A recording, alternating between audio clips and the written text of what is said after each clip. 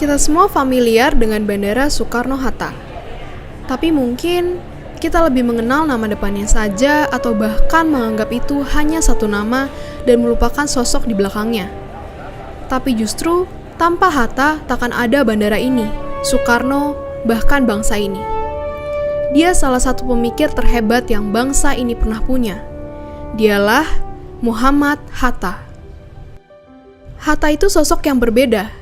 Mungkin bisa dibilang juga gila. Ia lebih memilih mengangkut 16 peti bukunya dibanding 11 anak angkatnya. Kecintaan dia terhadap buku datang dari satu kejadian di masa kecilnya. Ia diberikan 3 buku oleh pamannya, di mana di sana ia menemukan bahwa ia bisa menjelajah ke mancanegara dan seolah mengobrol dengan tokoh-tokoh hebat dunia. Itulah hebatnya buku bagi Hatta, yang kemudian tumbuh besar, di mana buku berperan penting bagi hidupnya. Buku dan Hatta semakin tidak terpisahkan.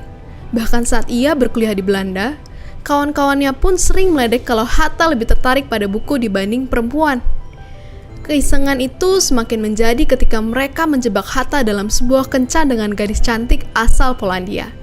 Konon katanya, gadis ini bisa menggetarkan hati pria manapun. Tapi tentu saja, Hatta bukan pria biasa.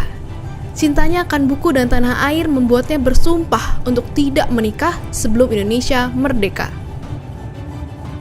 Ya, ia memilih fokus membela tanah airnya lewat organisasi pemuda bernama Perhimpunan Indonesia. Organisasi ini bagai wahana perjuangan Hatta di negeri Belanda. Di koran-koran, ia menulis kritik dan pemikiran yang lebih tajam dari peluru senapan. Tulisan-tulisan itu bikin Belanda ketar-ketir. Berani-beraninya seorang Bumiputra melawan, apalagi di negeri sang penjajah itu sendiri. Hatta lalu disegap, ditangkap karena dianggap menghasut kerusuhan. Akankah Hatta menyerah? Tentu tidak. Dalam kurungan penjara, Hatta menyusun pembelaannya. Lalu dalam ruang sidang yang mencekam, Hatta balik menghantam melalui pembelaan yang ia nyatakan dengan lantang dan tanpa keraguan. Hatta menuntut Indonesia harus merdeka. Dia mengguncang hati lawan dengan pidatonya yang menggelegar. Hatta dibebaskan dan pemimpin baru telah dilahirkan. Kabar tentang anak bangsa yang mengguncang Belanda menggema hingga ribuan kilometer jauhnya. Kelak, mereka akan bersanding bersama sebagai Dwi Tunggal yang memproklamasikan kemerdekaan negara Indonesia. Muhammad Hatta bukan hanya sekedar orang yang berada di belakang proklamator kita.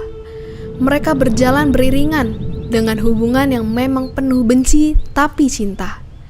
Terkadang mereka bertengkar hebat lewat kolom-kolom di media massa, saling mendebat pemikiran yang tak jarang berseberangan ketika Hatta mundur perlahan ketika perbedaan itu semakin sulit untuk disatukan. Tapi di balik itu semua, mereka adalah sahabat karib, pasangan sehati yang namanya sulit dipisahkan dalam sejarah perjuangan Republik ini. Hatta selalu setia bahkan sampai penghujung hidup sang sahabat yang sangat dicintai olehnya, Soekarno.